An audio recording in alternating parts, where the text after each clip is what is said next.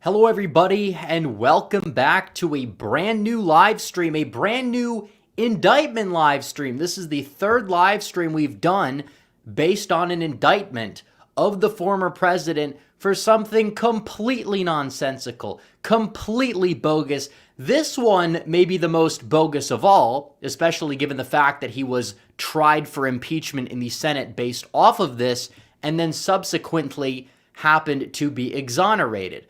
But nevertheless, this proves once again that you have a regime that is out there that is trying to bring down their number one political rival because they are scared. They are afraid. And the better Trump's doing in the primary, because they know they're going to face him in the general, the more indictments are just raining.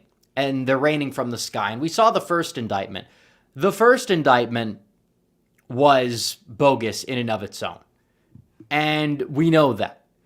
And that was probably something that really set the precedent for the second indictment, which set the precedent for the third. And the third is likely not going to be the last because we are going to see more and more of these probably happen. They're going to say, oh, well, he made the phone call to Georgia, even though he didn't do anything illegal on the phone call, whatever. Oh, he's asking for finding votes or whatever. That's illegal. You can't do that, they'll say.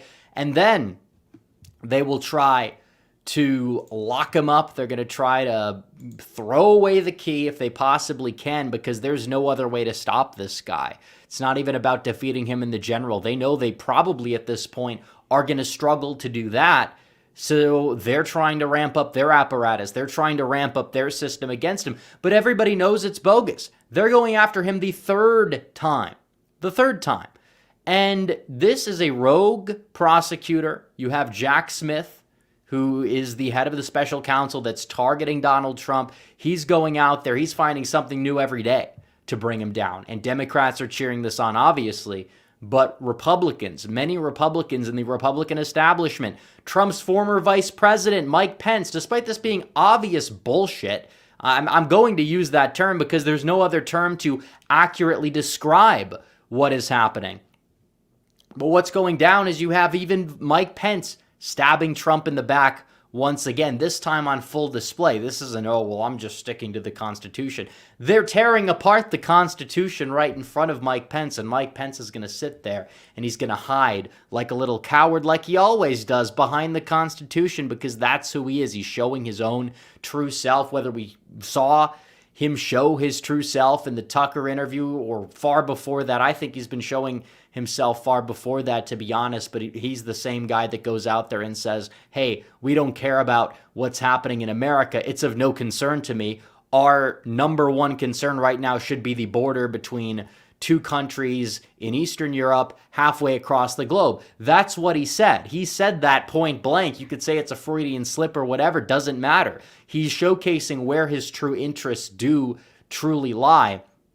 And as a result, it should really be no surprise, but they're trying to get him on several things. Make sure you guys like the stream. Make sure you guys subscribe if you're new. We have a decent amount to get to. We're going to go for probably around 25, 30 minutes or so on this topic, and then we're going to get to the super chats. So feel free to send in super chats if you guys have any of those. So we will get to those when we get a chance to, but nevertheless, let's kind of go through these charges here because they're trying to get him on several charges, and it's completely bogus. And you look at what's going on here. You look at these charges. The first charge is conspiracy to defraud the U.S. What does that exactly mean?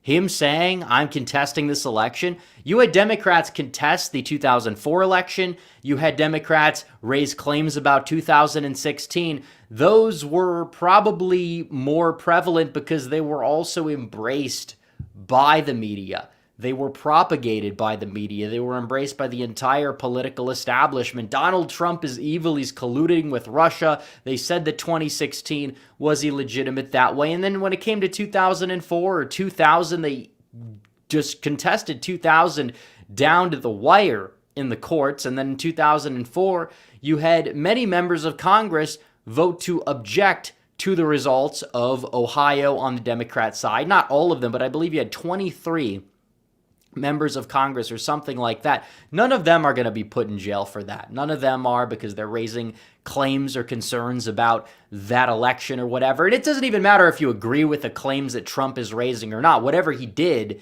is not illegal. He has every right to contest the election or say stop the count if he wants to say stop the count on a tweet at 3 a.m. when he's sitting on the toilet. He has every right to do that. There's no other way to chalk it up. They're trying to get this guy because he is fighting for the American people. He's standing in the way of their agenda, and he's also got the best shot at not only defeating the GOP establishment once again, which he's all but guaranteed to do, especially now, but also to take down Biden. That's why Biden is investigating Trump. Biden is appointing these people. All of these people are going at Donald Trump. At the head of this system, you have the president of the United States that's sitting on top of it. He's the one that's egging it on. He's the one that's making these indictments happen. It's his administration, maybe not himself because he's just too brain dead to really do anything and to even know what's going on.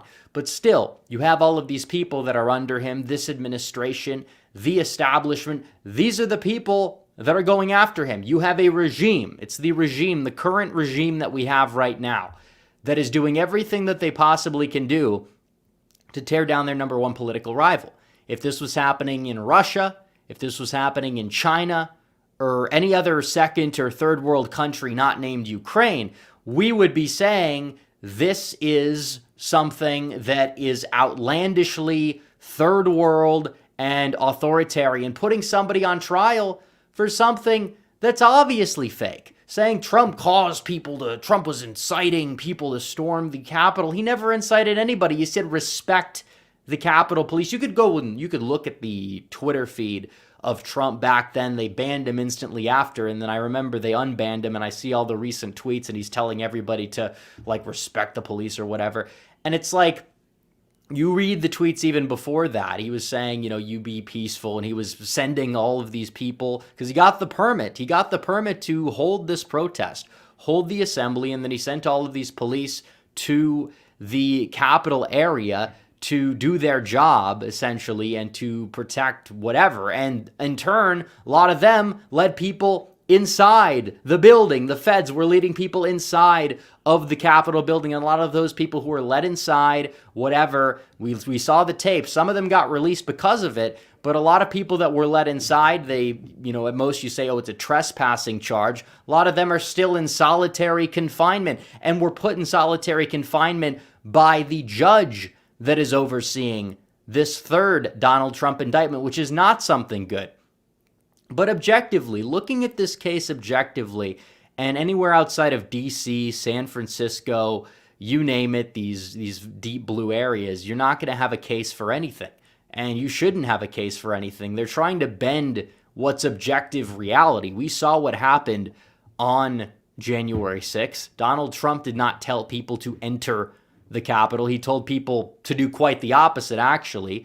And it was feds like Ray Epps and others that were trying to instigate people to enter the building and led them into the trap more so than, Trump's leading these people into a trap. But Trump holding a rally and telling people to peacefully protest is not illegal. You talk about the Constitution. Mike Pence wants to sit back there and talk about the Constitution. But in reality, Trump is just following the Constitution and doing what he could possibly do to raise concerns about what he believed to be an election that was not ideally conducted in his view. That's what it comes down to. Agree with him, whatever. Disagree with him, whatever. It doesn't even matter at this point regarding this indictment. But you look at this indictment, they also are getting him on one of obstruction and attempt to obstruct an official proceeding. Trump did not exactly try to obstruct the official proceeding, especially given the fact that the proceeding took place. What did Trump do? He held a rally, or he held a protest outside of the Capitol, down the street from the Capitol, to be completely honest, and he gave a speech and told people to be peaceful, and he did want people to object in Congress to the results, which they have every right to object, and many of them did object. Are they going to be sent to prison next? Because apparently this is how the slippery slope works. They're going to start with Trump, and then they're going to kind of start throwing people in prison. These boomers who are, reposting memes on Facebook, they're going to be in jail pretty soon just for memes. I mean, people already have been put in jail for memes in this country. For, saying, oh, if you're a Democrat, vote on this different day, which it's obviously like a joke meme. And they've put people that have shared that meme or created those memes back in 2016, they put them in jail already. So yeah, the average people will eventually be put in jail. They will justify it. They will find some way to justify it, putting anybody in prison that expresses any opinion that is different from the current regime. They're going to claim that they are the ones that are taking a stand for what's right, taking a stand for the Constitution, democracy, whatever generic buzzword that they want to throw out there. But in reality, they're trampling all over the country and what the country even was founded on, what it stood for all these years, and the Constitution that they now so pretend to love and care for. So, and the last indictment, or the last count that Trump was indicted on, was conspiracy against rights. What the hell does that even mean? Conspiracy against rights. This is very vague stuff. And obviously we could look at the indictment, the 45-page PDF file that was embedded on this Breitbart article. But they said a conspiracy against the right to vote and have one votes counted. How exactly was that trampled on? What did Trump exactly say? Oh, stop the count. Is that it? Is it illegal to say those three words in that given order now? Because there's no law, as far as I'm concerned, that really showcases that. Because they say conspiracy, conspiracy.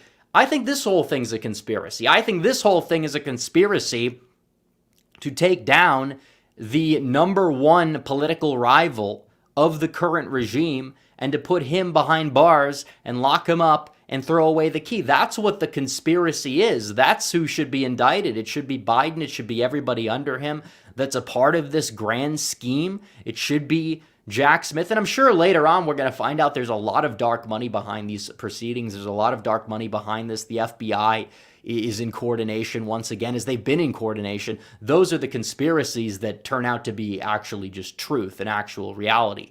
And then you have all of these people. You have people that are going to go out there and say, oh, this is just the law. This is stuff that is completely normal in the United States. And that should be the argument from Donald Trump right now, because they're going to say Trump is, because he's going to make the general election, and they're going to come up with certain things such as, oh, well, Donald Trump is this guy who's evil and he's a criminal and he's under investigation. But in reality, this regime is the one that's not normal. They're the ones that are putting him under criminal investigation. They should be under criminal investigation. They would be convicted, all of them, in a just society for doing things that are far more egregious than anything that Trump maybe has done. The only case that I think they have a legitimate case on, which isn't even legitimate, and Biden's done worse, Obama's done worse of it, it's the second indictment, which is completely selective, by the way, but even then, it's not worth a prison sentence, maybe worth a fine. Is Trump taking documents, putting them in his bathroom because he's like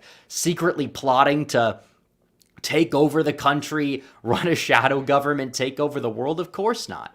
Of course not. Oh, maybe some paperwork is misplaced. Paperwork gets misplaced every administration. Mike Pence took documents. You saw Biden's documents. They keep finding his documents all over the country from back when he was a senator. You can't take classified documents as a senator, as a VP. At least Trump, the president, you could say the Presidential Records Act, he's got the ability to declassify certain documents, and they were guarded by Secret Service. The government knew where these documents were for quite some time. So even then, that case, even though there's more like legal jargon that they're going to throw in there that might stick a little bit more, it's still not even a case where you could legitimately get Trump on. And if you get Trump on it legitimately to any capacity, you're going to have to get a lot more people in government on that same case to a far, far greater extent. So there's that.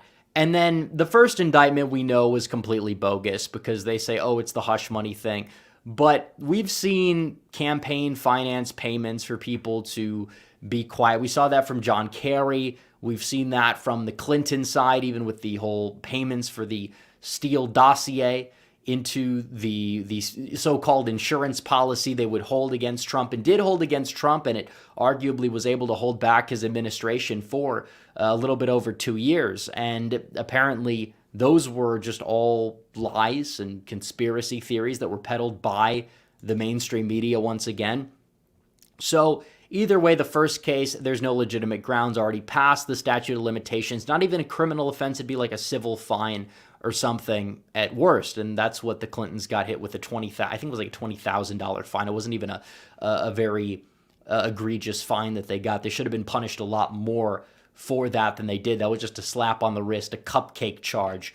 And the first indictment, we know, bogus. Second indictment, largely selective, also largely bogus, and maybe then you could say, oh, he's going to get a slap on the wrist if it was actually carried out to its fair extremity, and then other people in the government like Biden, or just other people like Mike Pence, Obama, you name it, a lot of people would get some charge more egregious based off of what they've done regarding classified documents. But still, the third indictment, there's zero grounds for it. Where did Trump break the law? Objectively. I'm not talking about these twisted 40 chess charges. I'm saying, where did Trump exactly break the law? Because I don't see it at all. I don't see Trump going out there and breaking the law regarding, oh, well, he's obstructing rights. What right exactly? What right are you talking about? The right to vote? People voted. You had a record high turnout election.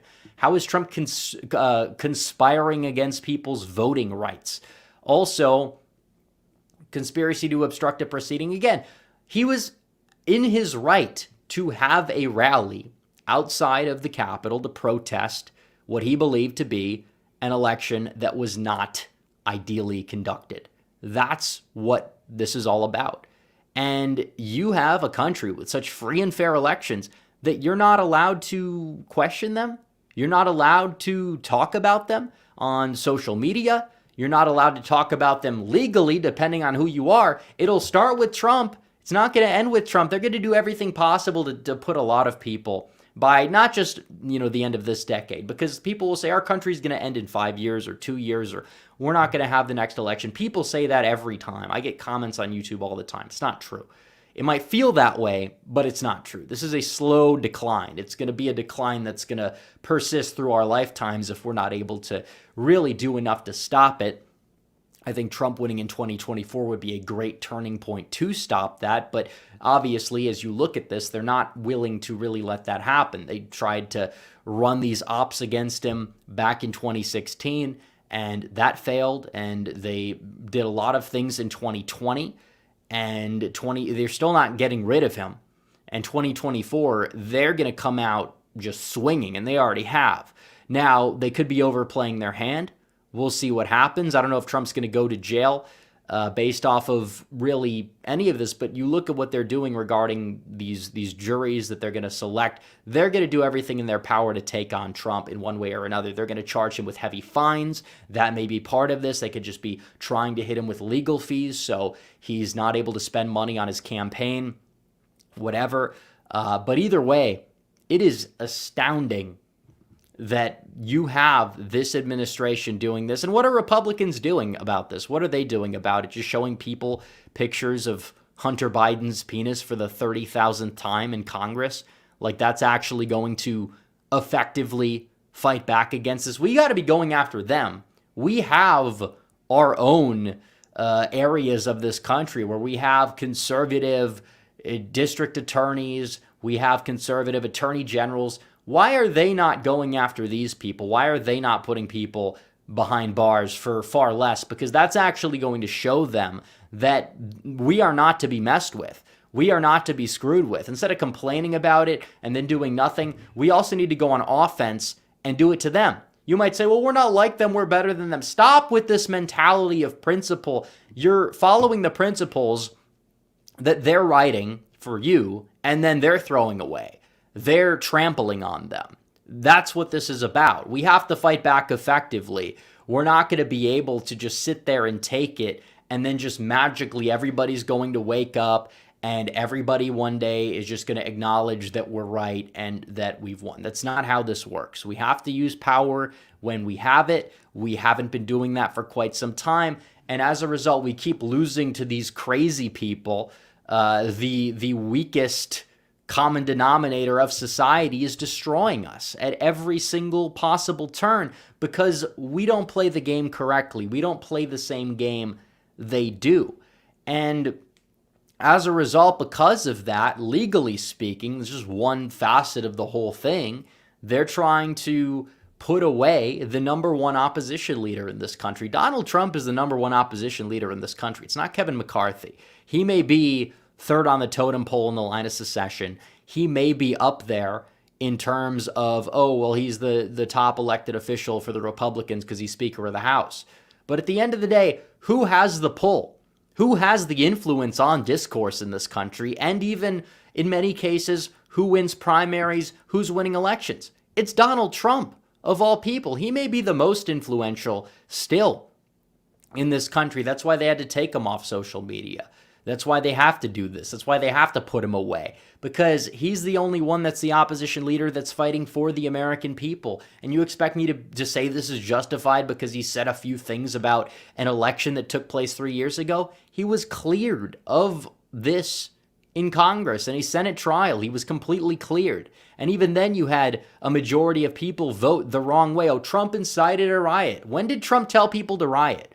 When did Trump tell people to throw people's illegal votes in the garbage? Trump said, throw away the illegal votes. He's going to raise these lawsuits. He's going to try to see if this method of voting is legal or not. And the lawsuits did not work for various reasons, but still, it doesn't matter. He had every right to possibly go out there and do that. You could point to countless examples of public officials on both the right or the left doing this over the past 30 years or even the past 10 years. But still, it doesn't exactly matter to these people. It doesn't, because they hate Trump. They hate the man. And not only that, they hate the movement, because it's not really about Donald Trump. Trump is just one guy. But they really want to demoralize his movement. They want to throw it in the dustbin of history. They attack Trump supporters far more than they attack Donald Trump in many cases. Why? Because they're going after you. They're going after the American people. And Trump is right. When they're indicting me, they're indicting you. They're indicting everybody. And they will indict everybody, because it's not going to stop with Donald Trump. It's not going to. They're going to be indicting people for posting memes. They're going to be indicting people for tweeting the wrong opinion. They're going to be indicting people for doing a lot of things. And they could just lump it under this weird charge. Oh, you're infringing rights. We're going to throw you... We're going to throw you in a prison cell for 10, 15 years. Oh, you see, they're already doing that to people that listen to the orders of feds that trespassed. That's what they're doing. A lot of people that should be hit with very minuscule charges, if charges at all, are being thrown in solitary confinement. And many of them may never get out of prison, especially some of the older people that were arrested. They arrested people for standing outside of the Capitol building. The things that they've done are absolutely insane and third world level authoritarianism. And I don't even know if these, major dictators are even doing anything nearly close to as egregious in many cases as what this current regime is doing to American patriots. In fact, they're not. They're not. And this is something that is only going to help Trump in the Republican primary. And Mike Pence is coping about it. They're secretly hoping he goes to jail. All of them. DeSantis, his team, he gets the statement to the people. He doesn't even condemn the explicit indictment. Say what you will about Vivek and his comments on immigration, but at least Vivek goes out there and he says, this is horrible. What they're doing to President Trump, because he's a threat to the regime. And if I'm elected, I will pardon him on day one. That's a statement that could easily be made by a lot of these people if they were actually real, if they actually cared, but they don't. They give these political statements. And Mike Pence's is the worst of all. He says, today's indictment is an important reminder. Anyone who puts himself over the Constitution should never be president of the United States. But Pence is cheering on the trampling of the United States Constitution to spite his former boss. A lot of people wouldn't know who Mike Pence is today if it wasn't for Donald Trump. He'd be a lowly governor of Indiana. If Trump wasn't the nominee and he was the nominee for governor, he may have even lost in 2016. Some polls had him losing. And I think that Holcomb, who's their current governor, he only won by like 5-6 points. Pence was not that popular in Indiana. He really wasn't. So Trump really saved his political career, took him out of a position where he really wasn't in the best one, put him on the ticket, and then Pence and him, obviously, they won in 2016, 2020, they have a fallout, but still, Pence, instead of like trying to be this middleman who's still on good terms with Trump or whatever, he's gone to CNN and he's complaining about Trump to all of the worst people in media just so he can get political brownie points or whatever. Now he's running against Trump, which, I mean, he can. His campaign's not going anywhere, but it's just laughable. It absolutely is. And he's basically going on, oh, well, this is all about distractions. And it's like, yeah, it's about distractions, but who's causing the distractions? Is it Trump by being indicted? Trump didn't choose to be indicted. I mean, he probably likes the fact he's being indicted for the primary. The general election effects, we'll get to those. But it's like they're just going on and they're talking, Mike Pence is talking about, oh, well, January 6th was awful. It was a dark day in American history, and you should basically defending the indictment, all but coming out and saying, I support this indictment. And this is somebody who, like I said, just like Trump with DeSantis, saved his political career to a large degree. Maybe Pence would have won re-election. He'd just stay a lowly governor of the state of Indiana, and then from there probably just retire, go back to radio, or who knows what he would be doing. So there's that. They're indicting Donald Trump. And we could talk about the general election effects before we get to super chats, because you guys have sent in a few super chats and we're going to get to all of them. So if you guys have any more, feel free to go ahead and send them in. But still, regarding the whole Trump effects for the general, because we have to talk about it, because a lot of people are saying, well, if he's going to jail, he's not going to be able to win the general election. And first of all, I'm not going to say that would help him, or if he's in jail that he's like going to win, but he could actually win the election from prison, hypothetically. I'm not saying it's going to happen. I'm not saying people should want it to happen that he goes to prison. But hypothetically, legal scholars on the right and the left have said that Trump could win the election, campaign and win the election from behind bars and govern from behind bars, which that would be something hilarious to see. Not like in a good way, but that it actually would, if he actually does stay in the race, if he gets thrown in jail, that would be crazy. But I don't know. A lot of these trials are probably not going to happen for quite some time. There's also that. Trump's not going to back down. He's not going to give up, and why should he? Because this is total bullshit. They're trying to put him behind bars for existing, for breathing, essentially. It's like the indictment. Oh, he's indicted for illegal breathing. He happened to be there outside of a building one day. It was no problem for 2 years. He was cleared in the Senate on a trial for impeachment, and now they're trying to throw him in jail for it, despite Trump telling people not to go inside the Capitol and telling people to respect police or whatever. Now Trump is the one doing something wrong. He's illegal. He's got to be thrown in jail. Where exactly does this logic come from? It's all wrong. The first indictment's bogus. The second one is bogus. The third one is arguably the most bogus of all, especially because we've been through this time and time again. And it's like the other side, we know what they do. So they're going to go out there in the general and they're going to say, well, Trump is a criminal and he cannot be president. Biden's already president. Just vote for Biden. That's what they're going to try to do. And Trump needs to come back swinging, and he needs to go on offense. I'm not going to say that he has to talk about Hunter Biden 24/7, but what I'm saying is he needs to say that it's a political persecution. It's obviously bogus. They're trying to get me. This is third world dictator stuff. Biden is just a threat to the order of this country. That's what it is. It's not a threat to democracy. I don't like using these terms because not only are they just not entirely accurate, they're also just the left's terms we need not use. He's a threat to the traditional American order of our government, the way that our systems have been running. He's trampling all over it. And this is a problem. And obviously he does nothing wrong, but the fact that he's the target can prove, we can say, hey, I'm the one fighting for you. I'm fighting for the American people. I've been the one that was already in office for 4 years before China sent the virus. We had the best economy. we were bringing our troops home overseas, we were doing this, we were doing that, etc., you name it, that is a winning message. I guess that's how you could spin it to be a winning message, but I'm not going to say that this is going to like help Trump overall. I'm not going to say it's like going to be the nail in the coffin. Bluff is over for good.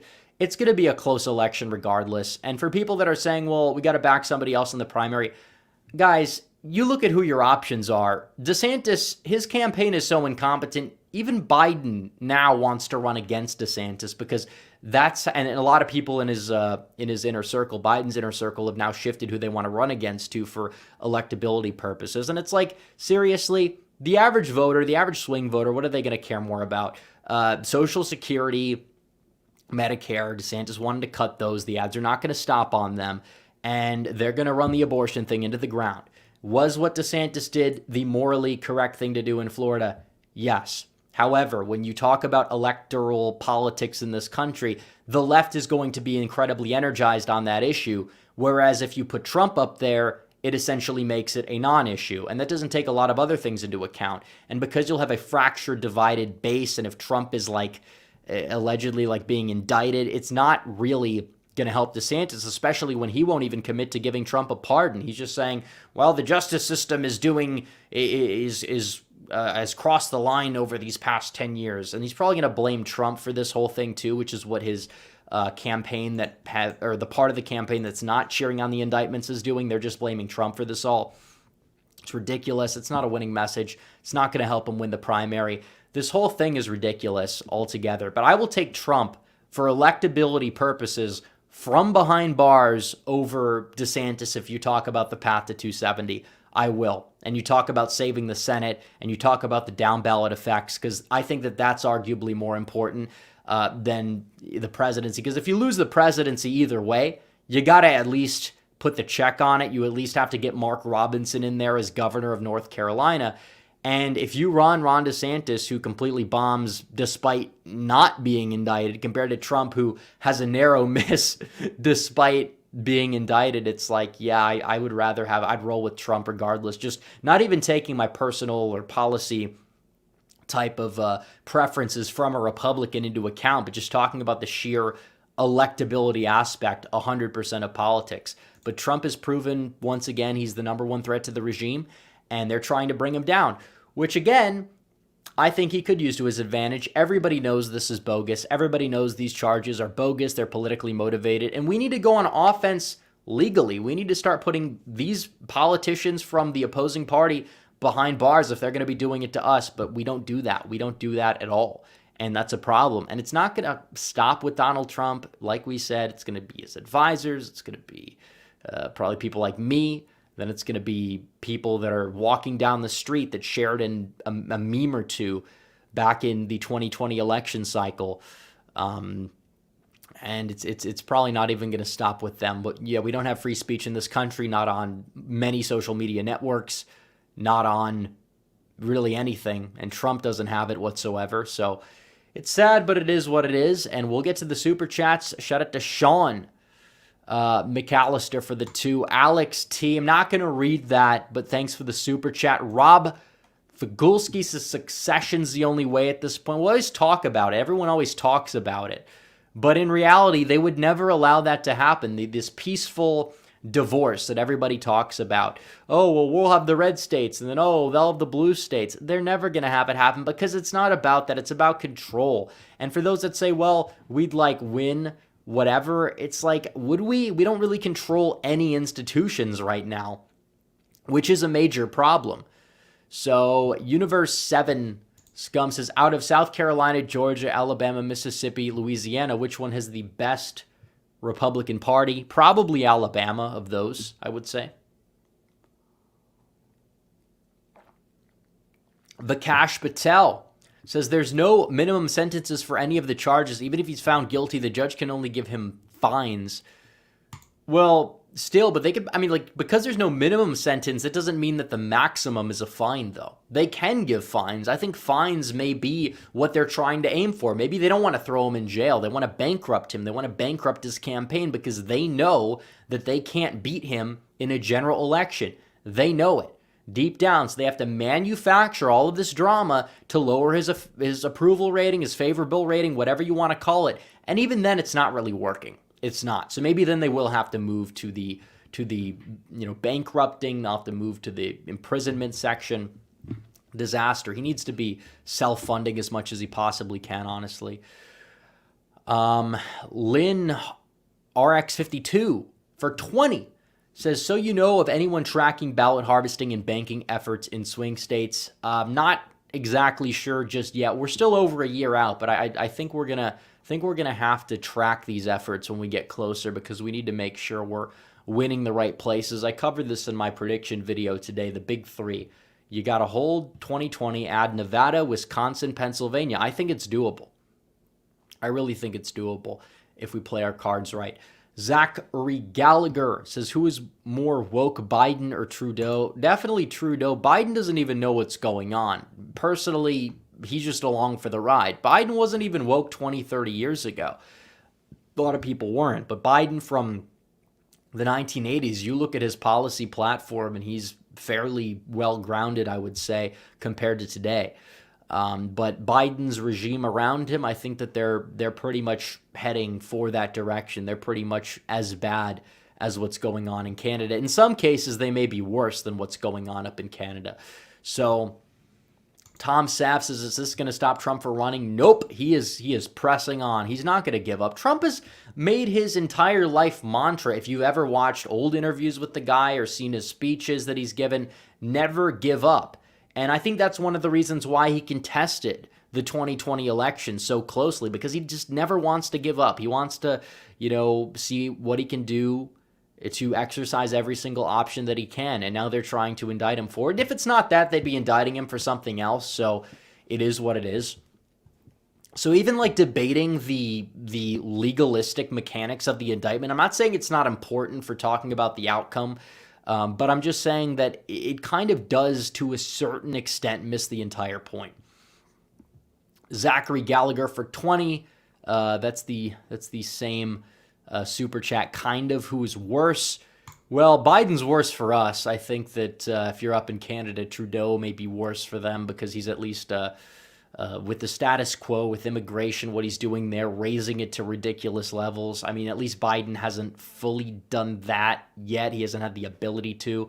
But I would say both are awful for different reasons. Sam Harrison says, chances Trump goes to jail?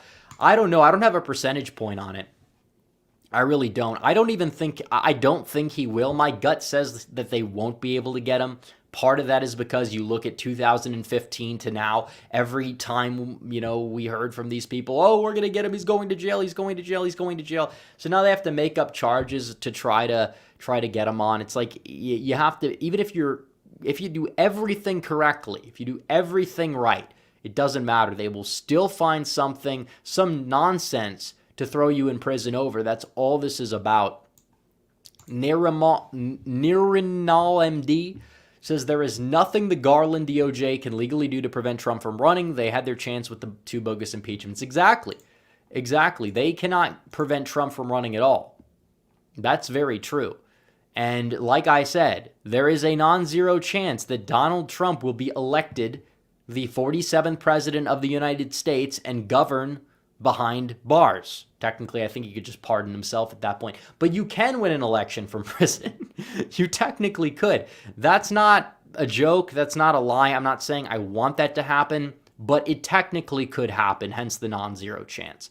So LinRX52 says he was also cleared by the FBI. Exactly. You could even argue this is a form of double jeopardy. Even if it's not technically double jeopardy, it's still in a way a form of double jeopardy, because he's already been through the trials and tribulations regarding 1-6. And the same thing goes for the hush money, the documents case, even that, like, maybe you could say, oh, we hit him with a fine or something. But so many people have taken documents. Biden, they're finding documents he had zero authority to even obtain in his garage and his office in Chinatown, and we know he's got some interesting dealings with China. So yeah, you tell me. Buck Hunter 431 says, when will you do an updated governor's tier list? We will probably do them later this year. We'll do a senators one, a new one, because we have new senators, and we'll do a governor's, and or whatever. And that's the way it is. So Carl Peterson says, populist for Trump. Thank you for the 2. Mr. Jimmy says, will these indictments help Trump unite the GOP primary? Well, they have been. And DeSantis is just not exactly taking the right stance on them is definitely something that's held him back. And it kind of shows people, oh, he's talking like a politician. He's not talking like somebody that's this like America First, grassroots outsider, MAGA governor. He's talking like a DC insider elite politician. So exactly, it's exactly what it comes down to. Imperium Magistrate says DeSantis did condemn the indictment. Well, I saw his statement on it. He didn't come out and really bring the force behind it. Did he mention it? Yes. Did he talk about the FBI and the Justice Department having this overreach? Yes, he did. But did he condemn it to the length that somebody like Vivek, who's also running against Donald Trump, condemned it to? No, he really didn't. So that's what it comes down to. Riley the Mini Dachshund says, just saw your latest 2024 prediction. This is dangerously too close. Trump needs to aim for at least 275. They were 2 faithless electors in 2016. Well, I know, and I think the party would have to get everybody in line. I think they would under that scenario. I'm not worried about faithless electors if it's like a 270 to 268 victory for sure. But still, looking at the whole picture, it's like we're this far out. You can't accurately 100% predict an election. These videos are like a snapshot in time. They're fun to make. They're fun for people to watch. But if you take somebody's prediction for an election like August 2019, my predictions then, they were not exactly as accurate as my final prediction was because things obviously change, states move in different directions, and we get more intel, we get more metrics. Doesn't mean that the predictions don't hold certain weight, but like I said, they're a snapshot in time. A lot can change between now and then. And 2024 is not going to be a cakewalk. I see a lot of people saying we have 0 chance and we're going to lose Texas. And then I see people that say we're going to have a victory larger than 2016, and they're getting pretty cocky about it. Look, I'm not saying we can't win. I'm also not saying that we're going to lose these states that the Doomers think or the Never-Trumpers think Trump would lose. But I will say that 2024 is going to be close. It's an election that's going to be hard fought. We're going to have to work for it. And even if we're going to win by a decent amount, you can't have that mentality where, oh, we're gonna win big. No, we saw how that worked out in 2022, and it kind of bit us in the rear end in the swing states. So I think we need to use our resources to the best of our advantage and act like we're a few points down in every single swing state so we're able to go out there and win. That's my takeaway for 2024 strategy. And that's also the correct answer regarding how do we win 2024. We're going to have to go out there and we're going to have to beat the Dems at their own game. And I think that we can, and Trump has expressed interest in doing that. And I wish we would have thought of that before 2022 or even 2020, but it is what it is. Samuel Harrison says, why does Chris Christie have so much TDS? I don't think Trump had Trump didn't feed him enough, I guess. I don't know. The guy's crazy. Nobody likes the guy. He left office with like a 9% approval rating. Democrats don't like him. Republicans don't like him. Nobody likes Chris Christie. I don't even know if the fat rolls on Chris Christie's stomach like Chris Christie at this point. Let's be real. Let's see.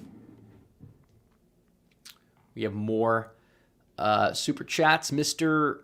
Jimmy says, how can Generation Alpha be more conservative than Gen Z? I mean, I think you're seeing this divide in the gender gap actually more so than even within the generation gap, because you look at these polls. I saw them a couple of days ago on Twitter, and I've seen a lot of polls like this. They say that men in Generation Z are, especially younger Generation Z, are actually more conservative than liberal, which is a good thing. That says, oh, well, look at us. We're winning these votes. But then you flip it around, the women in Gen Z tend to be overwhelmingly liberal. So when it averages out, it's a liberal generation. But we need to reach out to disaffected young men. We are sitting on a gold mine of it. And the few that have run for office that actually have, you see returns. People like Vance in Ohio kind of tapped into that and probably could have tapped into it even more and won by a bigger margin. But we have something that is a gold mine we're sitting on. Everybody hates on Andrew Tate for one reason or another, and I understand the criticisms. I understand why people, even on the right, do it. But the bottom line is, like him or not, he has a very large audience. He has a very large audience of millions of young men nationwide, many of whom are not even political. And we have to ask ourselves, why are they attracted to Andrew Tate? Why are they attracted to the self-improvement type of content? Because they know deep down that our society is broken. It's not what it once was in one way or another, and we got to get that back somehow in this day and age, and that's the way it is. So you look at the dichotomy between the genders and this generation. On the left side, you have the opposite problem regarding the women. We're not going to reach the disaffected young women. A lot of them are being taught by social media. They're being groomed essentially to practice some form of sexual hedonism, and that's why you have the high support for abortion, and then the left is able to capitalize on that. We don't do that with young men. We don't have a platform for them, which is kind of sad. And I think that if we actually tapped into that and weren't like afraid to, without being called like misogynistic or whatever by these people that hate us and never will support anything we do, then I think we actually could go out there and start winning over big portions of the young male electorate, because they are more conservative, especially the younger the generations get. Gen Alpha men, when they're voting for the first time in probably 2036 for, I don't know, maybe me or whoever the Republican nominee is at that point, then they're probably going to be voting heavily to the right if they do vote at all. But you got to tap into that demographic. You're going to have to tap into these demographics because they are a gold mine. You're sitting on something here. Just like we were with like Tejano voters in South Texas, Trump kind of tapped into that. You saw what happened. I don't even know if Trump did. I think it was the lockdowns that did it. I think it was extraneous factors. But you have all these people that live in South Texas for hundreds and hundreds of years. They're not Mexican technically. They're Texan. And they never, in many cases, voted before. But Trump came along. You saw 2016 to 2020. Look at these counties. There's like 2,000 new votes in each of these small counties that never voted before, and they all voted for Trump. And that's why you saw Trump flipping counties that have never voted Republican at all in South Texas. It's the same concept, but you got to tap into it. Security TV says, I live in Virginia. Youngkin has been posting ads trying to get Republicans to vote early and encourage family and friends to vote also. First time in Virginia have seen ads like this. That's good. Youngkin is intelligent. He knows what he's doing with that. Wish more Republicans would take note. Jared the American says, want to get you on my show at some point. Well, if you want me on a show, and this goes for anybody in the audience that has a podcast show, whatever, you can shoot me an email, redeaglepatriot@gmail.com, and we can go from there. But I do guest appearances, as you guys know. Joe Brandon says, my crime bill in the 90s was pretty base. That is technically true, and that's something conservatives don't really get, and they don't really grasp. And it's like, Biden, they try to say, oh, well, the Democrats are bad, so we have to oppose anything the Democrats in history have ever done. And when they do something that's actually tough on crime, that actually helps out communities that caused crime in this country to decrease, what do? They go out there and they say, that's racist. They follow the same, leftist framework. And it's like, was every aspect of the bill accurate? I think in some cases it didn't go far enough regarding certain things like immigration, which is why you had a lot of Republicans at the time hold out and not vote for it. But it's true. These crime bills actually curtailed crime and made communities safer. They did. All communities. And Trump came along, tough on crime, and he didn't really fall into that trap with Hillary, despite her being a staunch defender of that bill when she was, in the 1990s. And Trump, a lot of Trump people on social media were like attacking Hillary for that. And Trump never really did. He didn't fall into the real racist trap. But then he signs the First Step Act, and now you see crime on the rise. It's obviously not 100% because of that, but that bill let criminals out of prison. And that's what happens when you let your liberal son-in-law take over the reins of the White House. And thankfully, he's out of the circle, but there is legitimate criticism to be held for that bill because it didn't help. And DeSantis is actually not dumb to attack Trump on that bill. The only problem is DeSantis voted for the first rendition of the bill and then supported the second rendition verbally after it was passed into law. So kind of interesting there. So that's pretty much it. All right, we have spam in the chat. Time everybody out. Time them out. Time them out. No spam. No spam. Everyone's spamming. Can't spam like that. All these people. Don't hide them. Just time them out. Time them out. Should be good. Okay. You know, every other stream, not every other stream, but it seems like every other month we do a stream, and then people come in here and they start spamming. And it's not good. It's not good. It's like it's always something that nobody understands. Nobody gets the joke. Nobody gets the inside joke. And then they spam it, and it's confusing. It is what it is. But not just no spamming. We don't need spam. It is what it is. It just distracts from the viewers. But it is what it is. So either way, we'll do the last call for Super Chats. I think we've had a very substantial conversation tonight about these indictments. But, okay.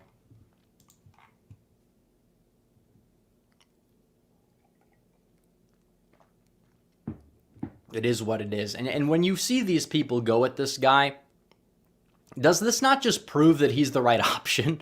Because everybody's now trying to gaslight people into believing that, oh, now Trump is the criminal. How many right-wingers that are a part of Team DeSantis or others on social media are saying that Trump is guilty for this? Even though, if you look back, at his, look back at these people's social media, they were the ones defending Trump at the onset of this. But now they want to get rid of him. Why? Why? Because they're like afraid electorally speaking when their guy's worse electorally? I don't know. And here's another good super chat that I'd like to get to. Gerald Armstrong says, did you see the video of DeSantis saying Trump hurt him in 2018? Delusional. Absolutely delusional. DeSantis embraced Donald Trump in 2018 in the primary, the entire cycle, and also embraced him in the general. And he was able to win a state Trump barely won in 2016 in a year that was super unfavorable to the Republican Party. It was very unfavorable, but he was still able to go out there and win, and also arguably carried Rick Scott to a victory and flipped a Senate seat that Republicans haven't held in quite some time.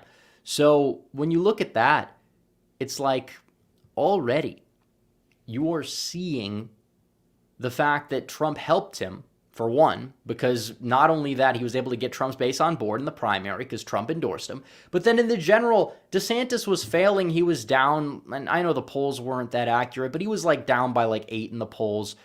And Trump sent down some campaign coordinators to help him because Trump wanted him to be governor of Florida. He didn't want the socialist, meth head, bisexual Andrew Gillum to be governor of Florida.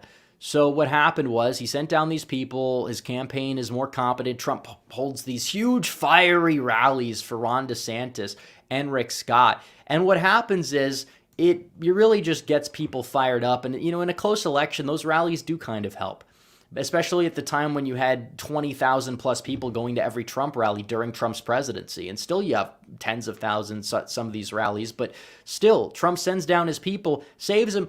Now that he's running for president, he's like, Trump held me back. Trump held me back. It's like, how did Trump hold you back when he saved your campaign from your own incompetency? Because that's what it is. The only reason why DeSantis won by so much the second time around was because he was an incumbent with a lot of connections who want Trump not to be the nominee, so they want DeSantis to look good electorally, so they spent $90 million more so than the former disgraced opponent who picked a garbage lieutenant governor candidate who honestly has praised Fidel Castro in Miami. This is Miami. Miami, there's a lot of Cubans in Miami, and they've been moving Republican. That's only going to accelerate the trend. And then even then, there was like a Trump plus 12 electorate in the exit polling. If that electorate was the one that voted for Trump or Biden, Trump would have won it by double digits in the state of Florida anyways. The state party is getting better. If you want to give DeSantis some credit for that, be my guest, but it doesn't change the fact that he's not going to have that working to his advantage in Michigan, in Wisconsin, in Pennsylvania, in any of the states he's going to need to win in 2024. So let's see. Charles Turner for 20 says, Rep, your point about the First Step Act and why Trump shouldn't have signed it mirrors what people who are contributing to culture say, like Bryson Gray and Tyson James. We will never beat the left by trying to be the left. Exactly. The left, you will never outwoke the left. You can never do it. They will always come up with something newer, that's crazier, that's more insane. And you trying to outwoke the left is only going to make them outwoke you even further. And it's going to roll the country and the culture off a cliff, which is not something we want to happen, which is not something that needs to be done right now. So that's very true. When you look at the whole scope of how we win the culture, how we win elections even, you're not going to beat the left by being the left. There's some, obviously, you're going to have to pick your battles electorally. That's true. Our focus needs to be on certain things, not others at times. But nevertheless, trying to say, oh, we're gonna be the left, we're gonna join the left, we're gonna embrace, we're gonna have these pride celebration receptions. No, and Trump does it too sometimes. I think a lot of it just stems from his, New York roots or whatever. And I'm not really a fan of it when he does it, but it's true. You're not going to beat the left by outwoking them on literally anything. If you beat them with the outwokiness mixed in, it's going to be in spite of that, not because of that. Trump didn't win in 2016 because he embraced gay marriage. He won because of immigration. He won because of trade. He won because he was this outsider bringing this wrecking ball to a broken system. That's how he was able to go out there and win.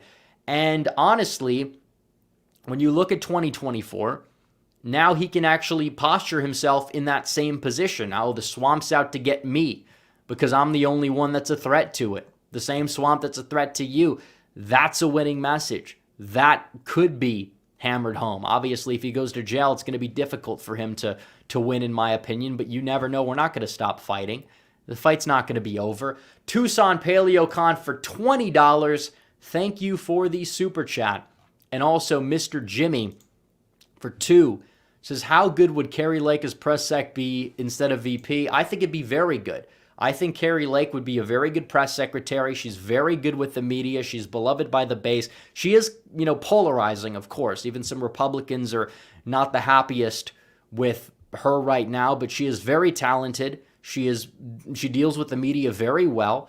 And I think that she would be absolutely great as press secretary. I can think of nobody better, actually, right now than press secretary. She served in media. She can flip the script. She's going to be somebody the left is going to hate. I mean, they already do hate her, but I mean, that's not necessarily a bad thing. Trump is in there for 4 years, doesn't have to worry about re-election. It's trolling time. We could just go off and just get everything done we need to and just go out there and finish the job, essentially. Because the first term, we learned a lot from it. I think Trump has learned from it. Some people say he hasn't, but he's lamented certain hires, and he knows now because some of them are the same people out trying to get him. So what's he going to do? Now he has to. If he goes back in there, he's going to have to clear the clean house. He's going to have to get rid of all of the people that were put in either by him or previous administrations that are trying to do him wrong. So after that, you're going to have to go out there and do it. So 2 minutes, last call, final last call for super chats. If you guys have any super chats, make sure you guys send them in right now or they may not get read. So we do have regular chats. Some guy said, why does he not respond? I do. The bottom line is we have a lot of super chats we read. Regular chat is there. It's usually slower by the end. It goes by very quickly during the stream. We put a 2-second slow mode on to kind of curtail that and the negative effects of it. But Eaters of Dead for Tents, as pundits say they won't convict Trump until December. The election's in November. It would cause a constitutional crisis. Will Biden peacefully transition? Remember what they said about Trump. Yeah, the pendulum always swings in different directions regarding that. There always will be a time where the other side is gonna try to contest something more than the other side, and it's gonna go vice versa and vice versa. But who knows what they're going to try to do? They're going to try a lot of different things. They're going to try a lot of different things against Donald Trump and against, anybody who's even in his orbit. Because Trump is only one guy. He's not going to be president forever. 2028, he's not going to be the nominee, regardless if he wins or loses in 2024. But the movement lives on. It's going to live on past Trump. He started it. Somebody's going to have to pick up that torch eventually, and they're going to have to carry it to the next level. And somebody else is going to have to pick it up from there and carry it to the next level from there. So obviously, it does come down to a wide array of factors what happens between now and 20 years from now. But this movement lives on with Trump or without Trump. The bottom line is a lot of these people that have been propped up to say, oh, they're going to be Trumpism without Trump, like DeSantis, have showed their true colors. And there is only one Donald Trump. And while there will be other people on the bench for 2028 that I like a lot, like Vance and some others, as of right now, from what I see in this current field, Trump is still that guy. Polite Rude Guy says we need to get rid of Texas House Rhino's next primary. Yeah, and even in the state house, in the state Senate, impeaching Ken Paxton for nothing, for calling out the Speaker of the House for being a drunk moron. It's crazy. We got a clean house in every state. It's not even just Texas. So we've got 2 more super chats. Mr. Jimmy for 2 says, do these indictments show a pipeline and a slope? I'm not sure what you mean by that. I think it is a slippery slope if that's what you're referencing, because you have these indictments and there's going to be more. Pipeline, I don't know how it would be a pipeline, because pipeline would just carry something from one end of the world to another, or whether it's oil or whatever. Polite Rude Guy says, to be honest, I'll try with God's help to pick up Trump's flag. Well, we all gotta be praying hard for the orange man of 47, as I like to call him, because that really angers the DeSimps to come out of this victorious, because it's bogus. There's one truth. There's one side that's real, one side that's fake and is weaponizing itself, and people are weaponizing it against this guy. We have to defend Trump. It doesn't matter. You have to defend him. This is a big litmus test for a lot of different people. Alex P says, I don't trust Jim Justice. He'll suck in the Senate. He'll be mediocre, but you're going to get rid of Manchin, who is really holding back a true force against the current agenda. And he's old. He'll only be there for 1 term. And he likes Trump. Trump is good friends with him. So if Trump's in the White House, he's going to be on his side for most, if not all, legislation. So Eaters of Dead says, when Ben Franklin walked out of the Constitutional Convention, a woman asked, sir, what did you give us? A republic, ma'am, if you can keep it. Well, so many people don't want to keep it. They want to transform it into something unrecognizable. Well, actually, it already is unrecognizable. It really is unrecognizable from what it was before, but still. All right, we got to go. It's the end of the stream. Thank you guys for tuning in. Like the stream down below before you go. Subscribe, hit the bell, follow me on social media, do all that good stuff. I will see you guys in the next one. Red Eagle, out.